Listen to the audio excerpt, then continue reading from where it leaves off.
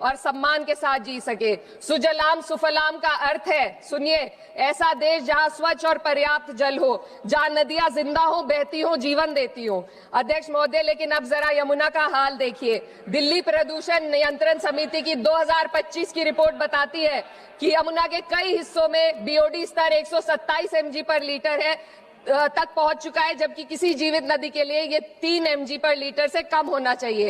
ये सिर्फ नदी का संकट नहीं है, ये किसान का संकट है। नमामि गंगे के नाम पर हजारों करोड़ रुपए खर्च हो गए, लेकिन सच्चाई ये है कि आज भी गंगा और यमुना के किनारे किसान मजबूरी में उसी जहरीली पानी से खेती कर रहा है। वही जहर अनाज में उतरता है और वही जहर किसान की जिंदगी को धीरे धीरे खत्म कर देता है। अध्यक्ष महोदय, जब पानी जहर हो जाएगा तो सुजलाम कैसे होगा? जब किसान बर्बाद होगा तो सुफलाम कैसे होगा?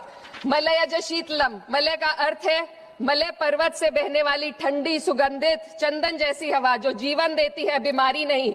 आज मैं इस सदन से पूछना चाहती हूँ, क्या आज के भारत की हवा मलयज शीतलम है? नहीं अध्यक्ष जी, बस संसद से बाहर कदम रखिए, एक गहरी सांस लीजिए। ये चंदन की महक नहीं, ये जहर है जो आपके हमारे फेफड़ों में उतर रहा है। दुनिया के 20 सबसे प्रदूषित शहरों में से 13 भारत में है। दिल्ली की हवा में सांस लेना मानो रोज 20 सिगरेट पीने जैसा हो। भारत हर साल सर्दियों में जहरीली हवा के प्रकोप में घिर जाता है। AQI गंभीर स्तर पर आ जाता है। ठंडी हवा का सपना अब gas chamber, ma'am 2 minutes, gas chamber की हकीकत बन चुका है। हम वो देश हैं जहां सरकार प्रकृति पर बने गीत का मान मर्दन तो करती है, पर उसी प्रकृति, जंगल, हवा, पेड़ को बचाने वाले कानूनों को धीरे धीरे खुद ही खत्म कर रही है। ये है आज के हमारे मलयज शीतलम की अफसोसजनक सच्चाई। अगर हम हवा को साफ नहीं कर पाए तो न सुजलाम बचेगा न सुफलाम बचेगा। माननीय अध्यक्ष महोदय, सस्य श्यामलम का अर्थ है ऐसा देश जहां उपजाऊ जमीन हो, जहां खेत फसल से भरे हो और किसान कर्ज और निराशा में न डूबा हो।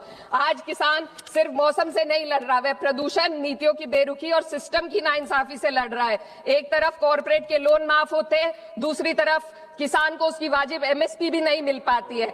आप ग्लोबल सुपर पावर बनने की बात करते हैं, लेकिन हमारी पर कैपिटा इनकम दुनिया में 136वें नंबर पर है। हम अपने छोटे पड़ोसी देश से भी पीछे हैं। हमारे लोग $2,500 तक भी नहीं कमा पा रहे एक साल में, और जिन अरबपतियों की ये रक्षा करते हैं वो इतना पैसा एक सेकंड में कमा लेते हैं। आज वंदे मातरम को बुनियाद बनाकर राजनीति की जा रही है, लेकिन जमीन पर जंगल पूंजीपतियों को सौंपी जा रही है। आदिवासियों को उनके घरों से उजाड़ा जा रहा है। असली भाव को समझना